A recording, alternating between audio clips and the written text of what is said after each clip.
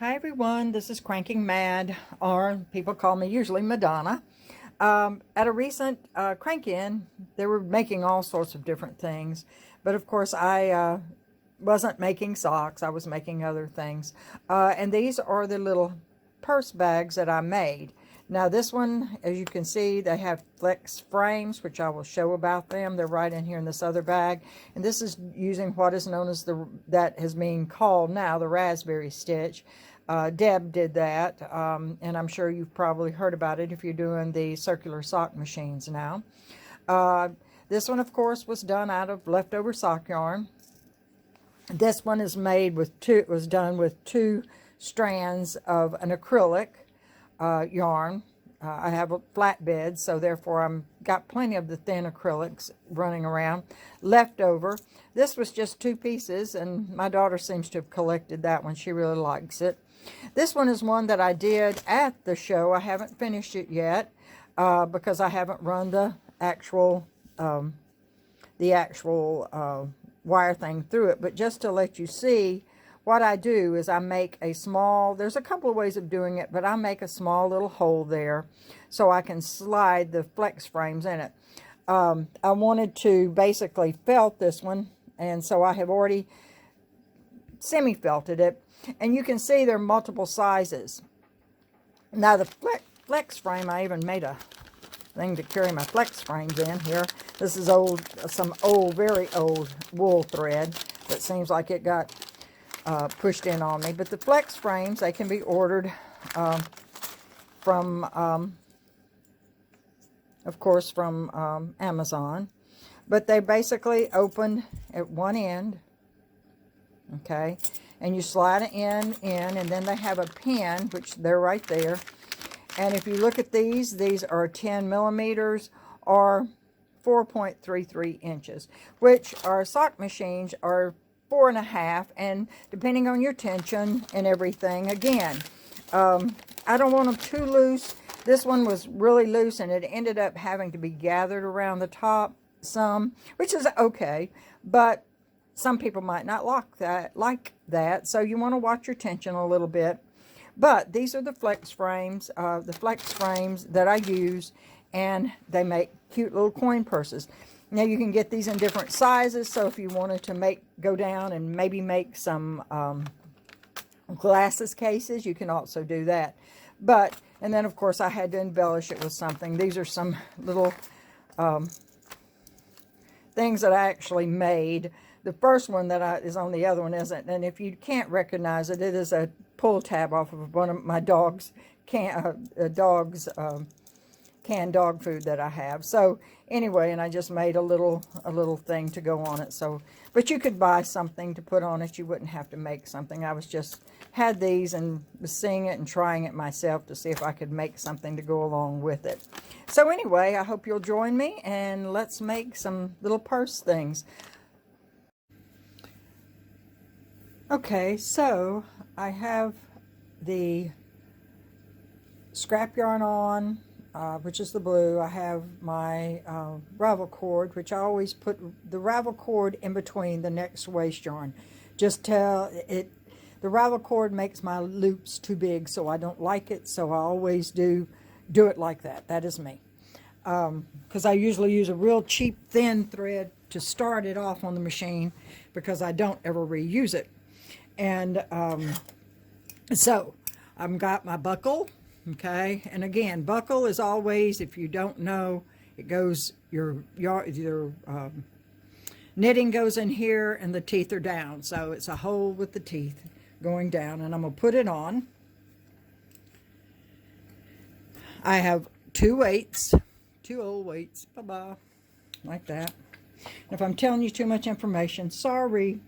All right, I also keep, because I'm going to be flatbed knitting, I also have my fork weight. Yeah, my dad made these, and I made, of course, the fork part. I have a ruler so that we can measure, but let's get this other part done first. All right, my yarn is on a cone. I have it sitting down on the floor to come up through the machine, so I'm going to go ahead and put it on my machine like so. So drop that off. my last needle here, I'm not sure if you can see it, is the last needle, and here's my 3 o'clock mark. And so I'm going to actually thread my machine through the yarn carrier, and if I'm too explicit, again, I apologize.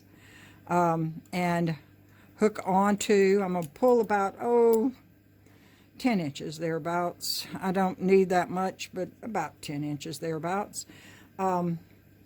Take the slack up out of my yarn a little bit, and I'm going to go forward enough to be able to go in here and pull out my waste yarn. Now, many people wrap it, which is perfectly fine. Do it whatever way you feel comfortable doing it. I don't usually have any problem doing it in this manner, so I just do it. I'm going to be going slower than I usually do. I've got 14 years experience on most of these machines, but you still can make mistakes real easily, especially if you're filming. Okay, so I have a Gerhardt 1925 Gerhardt machine, a 64 cylinder, which is from Erlbacher, and I'm going to basically start doing. I want to do 9 rows in flat panel, and then I will go, and it's going to be, you're going to have to really kind of count them along, but 9 rows in flat panel. So when I flat panel, first thing I'm going to do is go all the way. I'm going to start mine. I do not have my heel spring on, and I'm going to stop at 9 o'clock. When I stop at 9 o'clock, I am going to go ahead and take and put, now these are little plastic, they use whatever you like, but I just like to use something to hold down my yarn there, because it will sometimes not knit if you don't have that pulled down. So I'm going to go basically almost to where my heel mark is on this one, and I'm going to raise this. Raise basically from the 3 o'clock mark over to where my other heel, my back heel mark was. Okay, all of them are out of work. So these have been knitted, and now I'm going around, and if I'm explaining too much again, I apologize, okay? And then I'm going to hear the click. That's the big thing, okay? So I do basically do a couple of different things. If you want to put your heel spring on, you can. I am just basically going to go over, and don't know if you can see, I am being the heel spring, letting my hand be the heel spring, and I'm going back. Okay, like so. And I'm going to stop right there at the 9 o'clock, and then I'm going to slowly put all of these needles back in work. Make sure the latches are open. I don't know if I can say that enough times, because the mistakes I usually make on any flat panel knitting on the circular sock machine is these little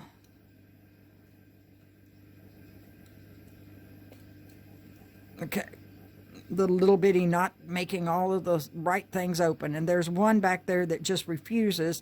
There's nothing wrong with the needle. It is the fact that that needle, and so again, the latches have to be open. Okay, see, there's one closed there.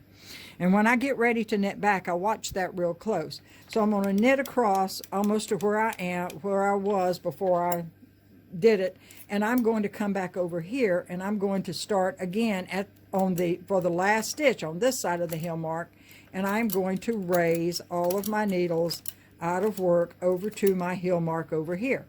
So basically I have that out. All right, and what I do that, because I don't want to knit these, I want to leave an opening right there. So again, check, check, check, check, check, and hope that I didn't, that one back there in the back that doesn't like me does what it's supposed to do. Okay, and I'm going to knit forward until I hear that click. There you go, you heard the click. All right, so that is the big thing. Now, some machines like the Laguerres and even the Auto Knitter, you don't hear that click, but you just kind of learn from doing them so long that you can't. All right, now I am hand tensioning this, and I'm going to go back. Okay, and all I'm doing when I hand tension is trying to prevent that loop from forming. All right, when I get to my mark right there, as far as the halfway mark, I'm going to put these needles down. And again, I'm going to make sure the latches are open. Now, you can use leftover sock yarn. This is a cone of an acrylic yarn, and I picked it because it was really almost a really light color, and it seems like the light colors are easier to video. It'll make a pretty little, you know, a little bag, so that's the big thing. All right, and I've got my tension where it's fairly tight for this yarn. All right, so if I'm putting these down, so let's go forward a little bit. Again, before we cross over, we're going to check them. And now I'm going to lift the other ones on the other side out. Okay, I got to go forward a little bit more before I can lift those two there up. All right, so again, check these. And if you think I'm being overly cautious, no. And every machine can be just a little bit more contrary than the others. All right, so I basically have done 1, 2, 3 rows. Let's go over, click, all right. And now I'm going to hold my yarn, just self-do it, and only until I get that first 2 knitted. Now, if you want to put your heel spring on, put your heel spring on. That's not a problem. But I just prefer not to. All right, and I'm going to go back to my 9 o'clock. And when I get to 9 o'clock, remember when I put needles down over here on this side, and I'm taking my time, yes I am, especially for you, because I don't know if you want to watch me latch up needles or not, or see me maybe not be extremely happy. All right, the one that's causing me the grief, y'all, is this one that's 2 over from my, that's, the blue mark shows where my actual ribber lock is down there in the bottom. And it seems like that needle, and there's nothing wrong with that needle, it's just she wants to be contrary. All right, so again, I'm going forward a little bit, basically just to clear my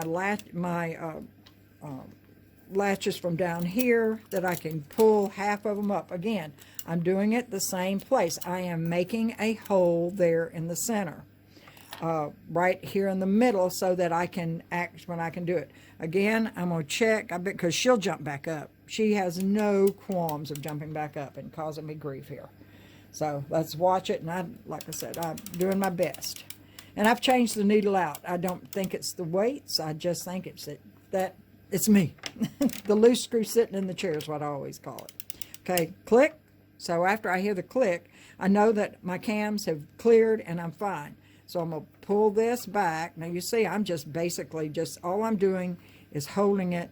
And if I pull it forward a little bit, and I'm going back. Okay.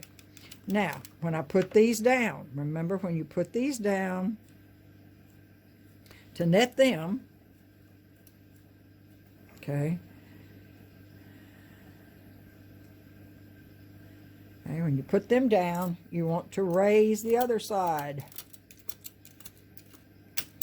Oops, you heard that click, didn't you? Because that means I need to progress a little bit further. And I'm doing all this because there's a lot of people out there that have never flatbed knitted, and there are some great videos out there on how to do it on the circular machines, on the circular sock machines. But I'm just being cautious for everybody who has never done it before. Because I had a lot of questions at the recent crank in. All right, I'm going to go ahead and pull these up because I didn't have them where I could clear. And again, I want to be able to go and hear that click, so I have to clear it enough to be able to hear it. Okay, click. All right, feed it back. So how many rows? Okay, because my row counter's not going to tell me, so I'm just counting these, and this is one reason why I did it. So I've got 1, 2, 3, 4, 5 rows. Okay, so we have 4 more of these to go, 4 more rows to go. Okay, so I clicked, catch it up. Okay, I'm just going to pull it around. Again, go to my little spot right there, and then start putting these down. And again, 2 at a time. I'm watching that needle right there. I ought to mark her because she is really contrary. And I even changed the needles out, making sure, but it's, like I said, it's just sometimes it may be the weight distribution or whatever, or I'm just not catching it the way I should. But every now and then it seems like that is. All right, so if I put needles down, okay, I have to lift needles, and I'm just, you know, going back across. And make sure, because you'll think you've lifted them, and you may not have, so make sure you've lifted all your needles. They're all up there right. All right, again, because my hand or something will whip that and it will not like me. All right, so I'm going to watch that and see if I do it. Okay, and now I'm going to click. There we go. I'm going to hold that slightly. Again, you can use your heel spring if you don't want to hand feed. This yarn is fairly thick, and I wanted it to be tight enough to be able to make a nice one, because if you make one that is really bigger than the 4.5-inch diameter, you can do it, but it looks it's not necessarily as it gathers at the top when you put the okay, so I'm just moving forward. Okay, and if I put needles down, which I just dropped my pick, but that's okay, I have more, then you lift needles up. If you have your crescent, you can use that. All right, before I go forward, I'm going to watch my babies over here to make sure they're minding me. Okay, these needles didn't want to go up. There you go. I'll run my hand under the base to make sure I have them all the way up. Okay, so that looks like that's pretty good. Okay. Okay, I heard the click, and I'm going back. Okay, and now let's put this down.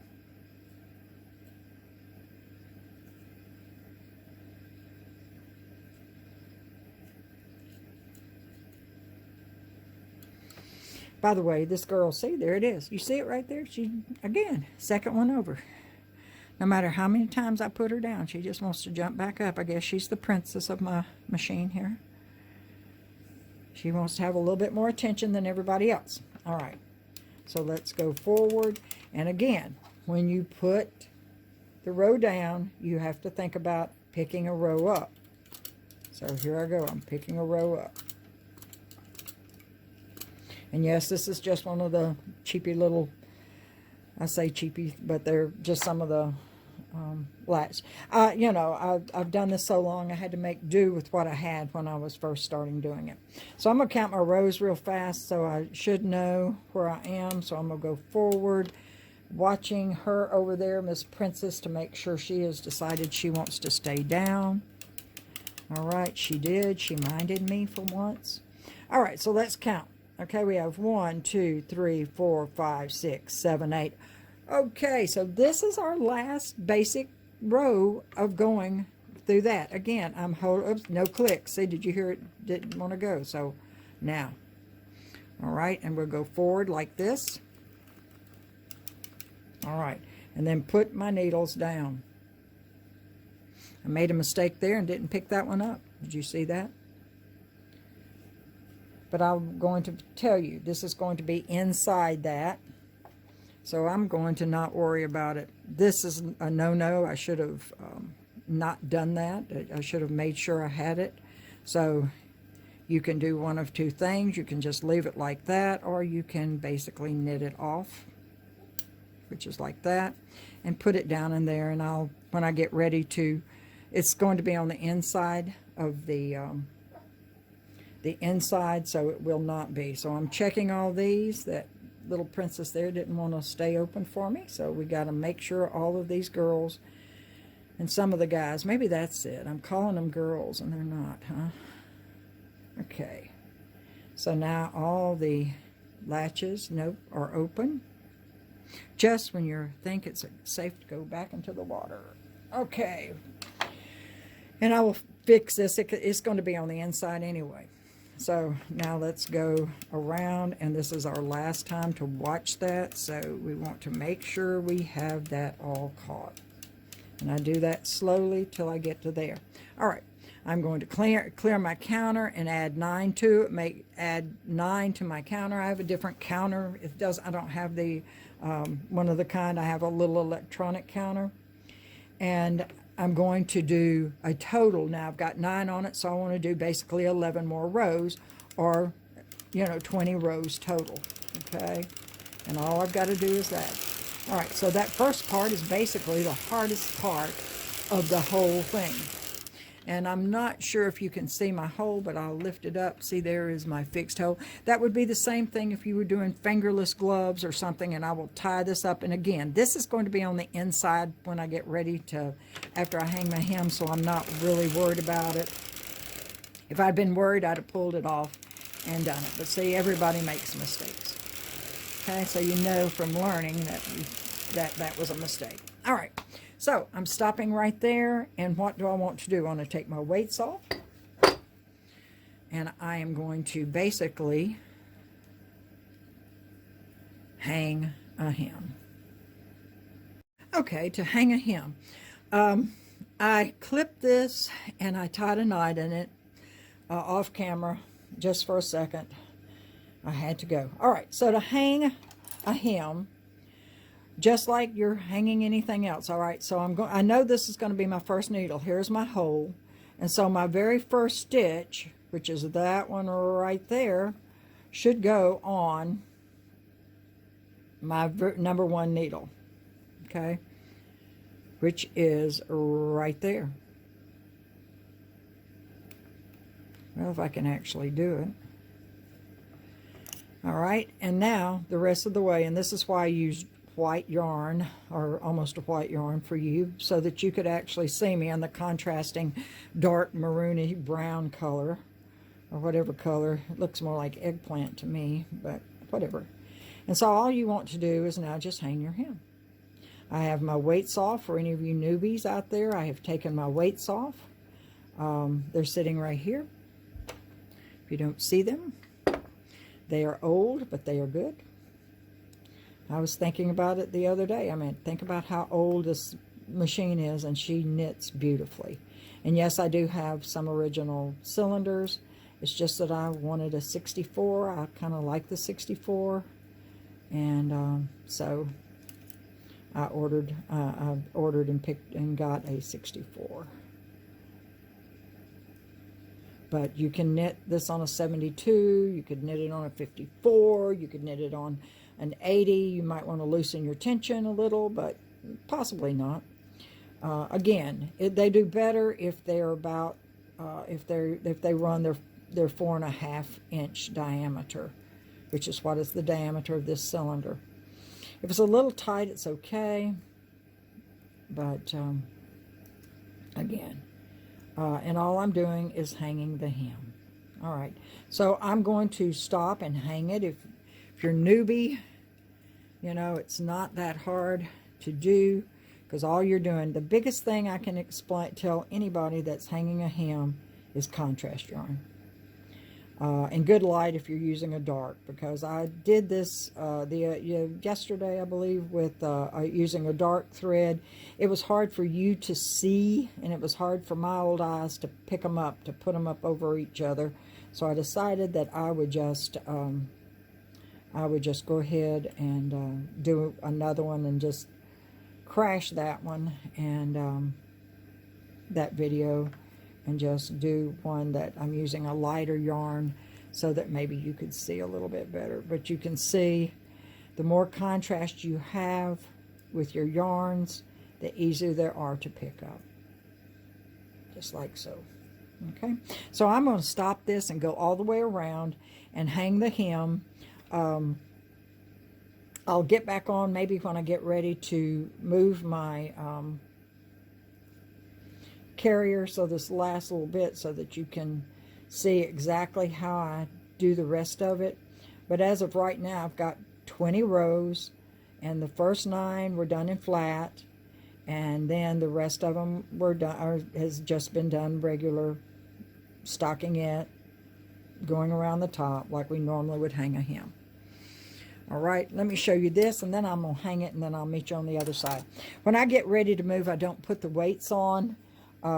Again, if you're not a newbie, this is just something, but just to show you, I just grab a hold, put my thumbs there, and I pull down like I am the weight, and I just move forward, and I make sure that I have enough weight to go on all that, and then I move around to the back, just like that. And now I'll hang the rest of it, and I'll come back. All right, I'm almost here to the end. I'm going to pick that one up. I'm going to pick that one up. And then we have one more that needs to be found, which seems like it wants to bury down in no man's land. Or is it there? Nope, it's not there. Okay. So I'm going to take that and wrap it around just like so. Usually always have one less that you started with than when you end with. And I am going to slowly move forward. I'm going to get my weights and put them back on, even though I have a tendency to steal. This is going to be the hardest one to knit because of it being double yarn. And you want to take your time and be slow.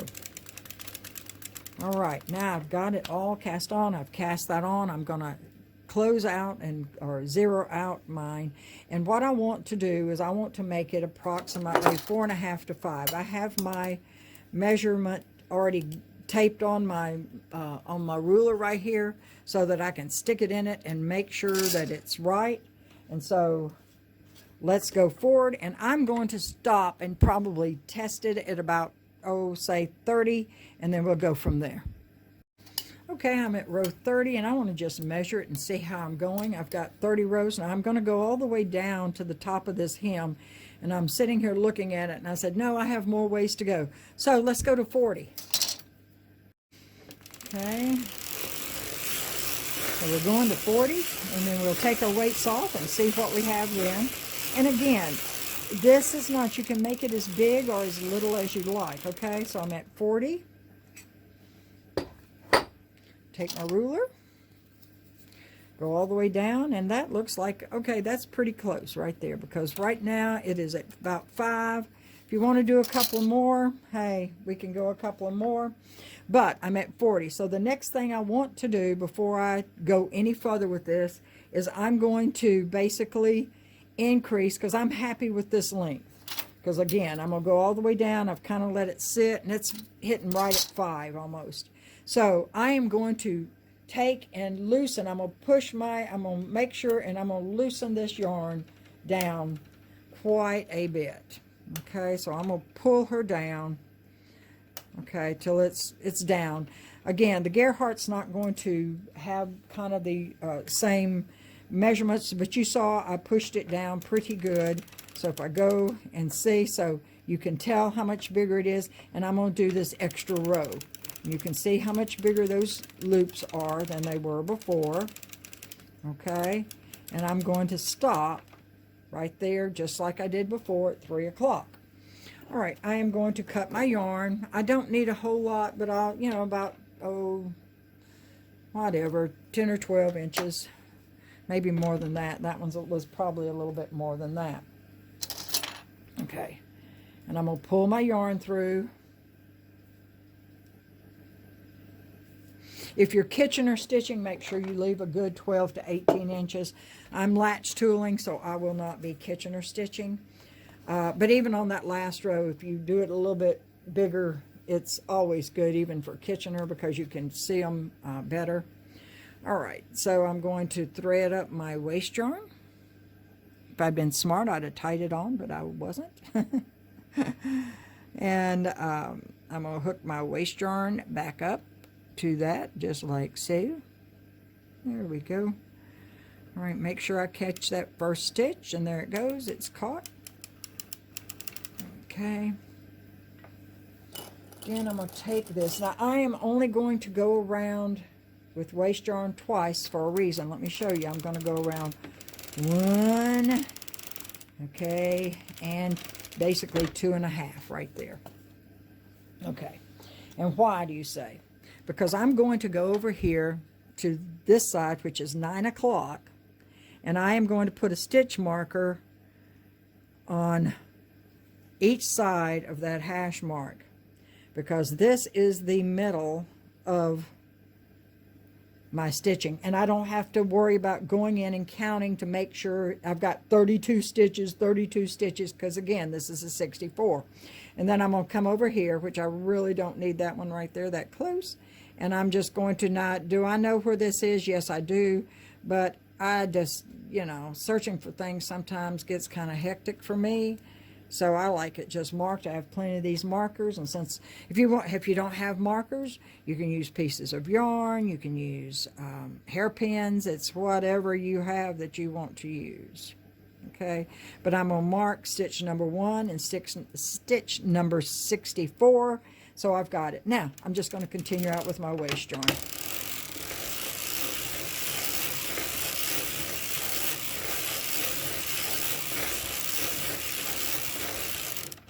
All right, so I basically just found another knot there, which I did. I'm going to take my weights off. I'm going to hold it and pull down, and I'm going to take it off my machine. All right, I'll catch you at the table. All right, so we're over at the table so that we can work. And the first thing I'm going to do is just go in and take off all these wonderful little plastic things I decided, which are little plastic clothespins, which work great, but they get in your way when you're trying to get everything undone. All right, I'm going to grab a hold of my ravel cord, and I'm going to pull it out to the best of my knowledge, if it will pull out. There it is. Sometimes they don't like doing it. It would be nice if I took the plastic thing off. Maybe that's the reason why she doesn't want to give up. There we go. See if that'll do it now. There we go. And put that over to the side. All right. So, I now have my piece that is ready. I've got everything marked. Go ahead and take these off. Like I said, I love them. That's cute. All right, let's go back here up underneath here and see what we have. Okay, there's our waist yarn. There's our hole that we made doing our flat knitting. All right, so let's pull the waist yarn off. Next to the flat panel knitting, that's the hardest part. No, I'm just kidding. Seems like the waist yarn, I don't know, it's like, it's just one of those nominal things that you have to do, but you got to have it. So there we go. And I'm pulling it all off and making sure I got it off. I'd forgotten I had a knot in it, didn't I? Okay. So it's going to give me a little grief because of that. But there we go. We got it off. And that can go in the trash because, again, I use it till I don't like it anymore. That's a pretty color. I was hoping that it would be. All right, so there's our hole right there. But we're not going to worry now about that right now, because what we've got to do next is to do the center, to do the bottom. All right. Again, if you want a Kitchener stitch, go on and Kitchener stitch it off, either front ways, back ways, whatever way you want to do it. Me, I do it differently. I do what is known as I just latch bind off it. All right, so let me see if I can sit down so that I can see, and maybe you can see. So when I latch bind off, again, Kitchener stitch works fine too. If you forgot to increase the size of your stitches, you're going to probably want a Kitchener stitch. All right, so here is our end. All right, we're going to start at the opposite end. Opposite end. All right, this is why I marked those 2 stitches down there. Even if I was going to Kitchener, it's easier for me to actually mark them now than it would be for me to do it later. So I want to actually go ahead and mark it.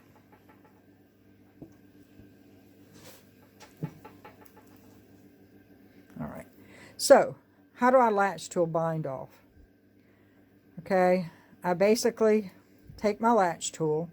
If you have one like where you latch up when you drop stitches, use it. That's fine. I just have this big one that I ordered from Amazon, and it is. So I'm going to put my latch tool in both of those needles, just like that. Okay. And what I'm going to do is I'm going to basically, take that one and put it past the latch. Okay, come on now, don't give me a problem now. Hook that one in and pull it through. So I pull through that side. So I'm going to go over here on this side, and I'm going to go into that stitch, which I would be if I was Kitchener doing the same thing. And I'm going to cut it. I'm going to grab it. That one's going to go down past my latch, like so, and I'm going to pull it through. I'm going to go to the other side. I'm going to pick up that stitch.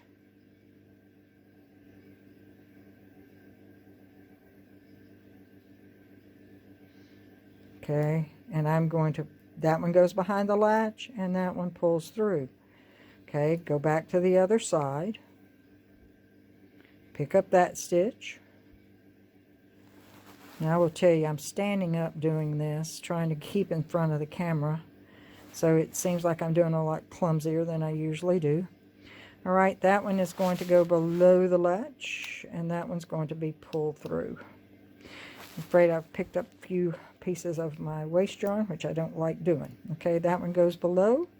So I'm going to go over here on the other side and pick up, hopefully, the correct stitch, which I can see it, but I'm bound because I'm trying to do it on this. Okay, so I go to the other side, and I'm going to pick up that stitch, and I'm going to pull it through.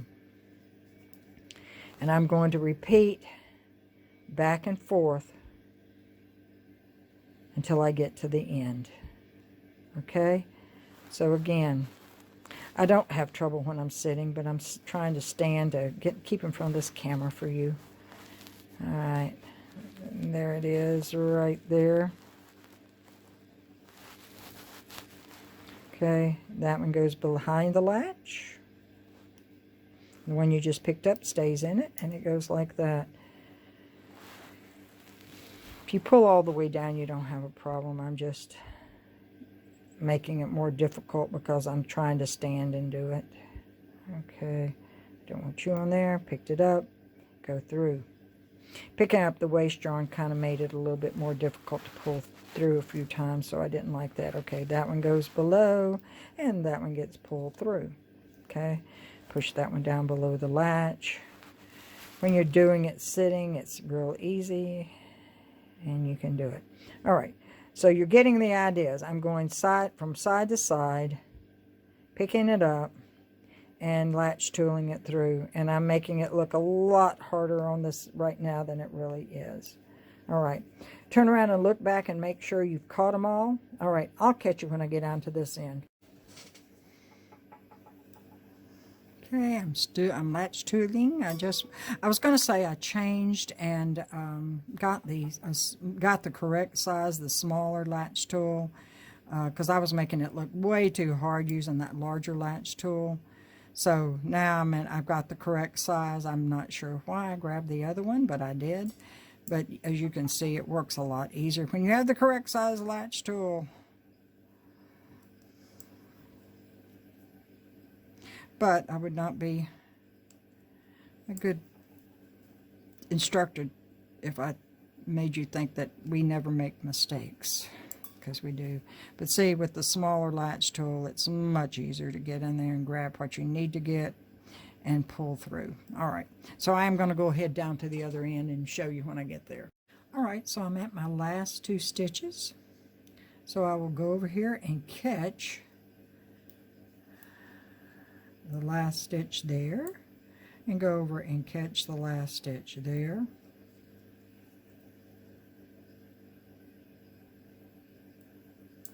And then on the very end, I will grab that and I will just pull it through like so. Now, all you need to do is to remove your waist yarn and see what it looks like. All right, I'll be back when I get it done. All right, so I finished latch tooling off, and this is what it looks like. It has a rim around the bottom, which is like that. So you can see it's latch tooled off. If you Kitchener stitch it, now this was some acrylic yarn that I used, and the acrylic yarn has no seam whatsoever. I mean, the acrylic, I'm saying the Kitchener stitch, it has no seam. So if you'd rather it not have any type of seam, then do that. On this particular one here, which it kind of looks like it was Kitchener, but it wasn't, I just latch tooled it from the inside, and so that's what it would look like if I did it from the inside as far as latch tooling. So again, and that makes it nice and smooth too, but it is definitely latched off. I kind of like the bottom since it's going to be squared off, and I just now I do have to run this yarn through, and I'm going to do that after. I think you can probably figure out how to run the yarn through it without my assistance. All right, so here is our hole that we want to actually run our frame through, flex frames.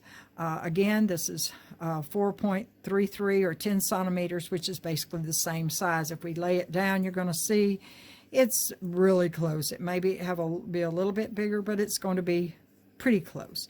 All right, I have basically taken some blue tape, and put it, or painter's tape, and I've put it over the end. Here is the pin that will fit in, and we'll do that in a second. So all I need to do first is basically just fit that into my slot where I hung the hem, and I'm just going to feed it around and just weaving it through. Okay, go around that corner, and you want the flex frame to be where it's, you know, going to fit through correctly. I think and just work it around it. Just gather it up and work it around it. It's not hard, it's just cumbersome at first when you're trying to figure out how I'm supposed to do it. Okay, that I can fish through. I'm keeping the tail to possibly sew up the hole. You don't even have to sew up that hole because that hole is okay, but if you don't. The other thing you can do if you don't want to use flex frames is you can basically just do I-cord and run it through. And the I-cord will cause it to be, you know, will cause it to actually close up. And so it's a little draw bag then instead of the other. Afraid I'm caught on something. There you go, finally. All right, and I'm just going to feed that over the other part. Just like so. There you go, just slightly gets caught on stuff, and that's why I covered up the other end. Okay, and I'm going to feed it all the way through. Flex frame is pretty flexible. Okay, and again, you just work it around like you're gathering it around something. Okay, like so. We're almost to the end. All right. I don't want you to go away. I'm saying I don't want the end to go away, so I'm going to push it back down like that because I don't want it to get embedded into it. And there, our end should be coming out just in a second. And again, when you're on film, it never does what you want it to do the first time. There it is. Hi there. Come on out. I need you to come out and join the group. Okay. That is that one little knot, remember, that I had that I fixed, so I'll have to feed that back through when we finish. But that was one of the things that was causing it not wanting to go through. But I'll put it back in after we finish. So there's the flex frame. Let me go in and grab that and get that out of here so that it doesn't make you wonder, what in the world is that doing there? Okay, so I'm just going to pull it down and pull it up into that. Back up into that, like so. Okay, now get it out of the way. And I'll feed it back in later where it's fed further. All right, so let's take our blue tape off.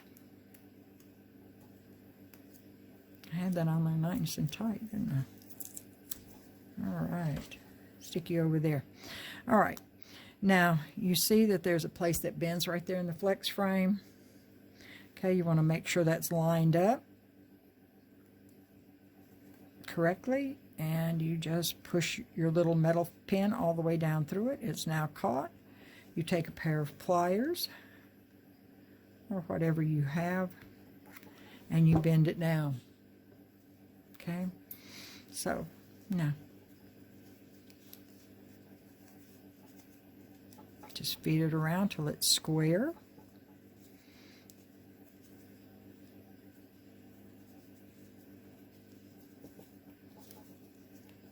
I line it up with the one there on the bottom, right there, like so. Bring this and pull it up over it. It just is part of doing, you know, weaving it over it. Okay, so I'm trying to get this worked and turned around. Let's see, flip it, turn it. Ah, there it is. It went right on over. Just have to maneuver that around to make sure. Okay, and now it's pretty much well flat the way you want it. Weave in your end down here, and then I usually come up and I'll take my needle and just whip it. And that's probably not even a necessary thing to do, but I just take it and I'll open it up, flex it like that, and then I just grab and go from side to side. You can use whatever size needle or whatever you want, and just weave it from one side to the next, like so.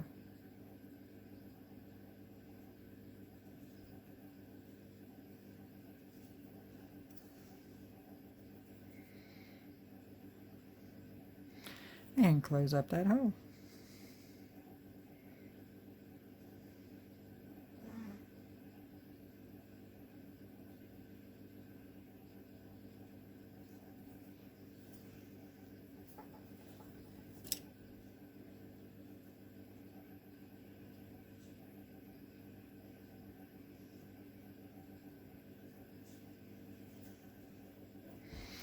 All right, so that's what it's going to look like. Again, just weave the end in, lock it in,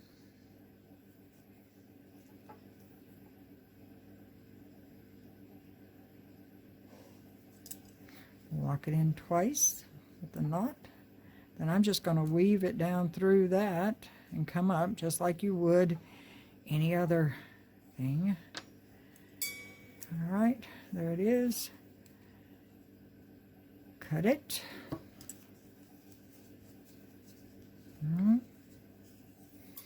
Take this in and just weave it in like you usually do. All right, so I think you can weave that in without me. But anyway, there it is. I will go ahead and finish it up. And again, you can go over, if you do I-cord, you can always go in and take this and make an I-cord like I did on this one. It doesn't have to have a little doodad on it. I'm just, you know, just decided I wanted to put some kind of little, I know you probably don't even know what a doodad is, but anyway, my mom called them that when I was young. But go ahead and put some type of a little charm. That sounds a little bit more professional, doesn't it, than doodad. But anyway, that's what my mom always called them when I was a kid. So, I mean, you know, kind of can't lose your raising there. So I'm just basically going in and weaving this in and out of those stitches because they're just basically chain stitches. And I did mean to tell you that if you prefer to just use a crochet hook and go from side to side with a crochet hook, it works that way too. I like using the latch tool, but you do need to make sure and, you know, increase the size of that last stitch so that you can have a pretty edge on it. I prefer that type of an edge. But anyway, so, well, I hope you've enjoyed watching this. I hope it taught you a little bit of something. Please like, subscribe. You're welcome to comment. I don't know if I can comment back on everybody's, but if you do, I hope you enjoyed it. So take care until the next one. Be good and happy cranking.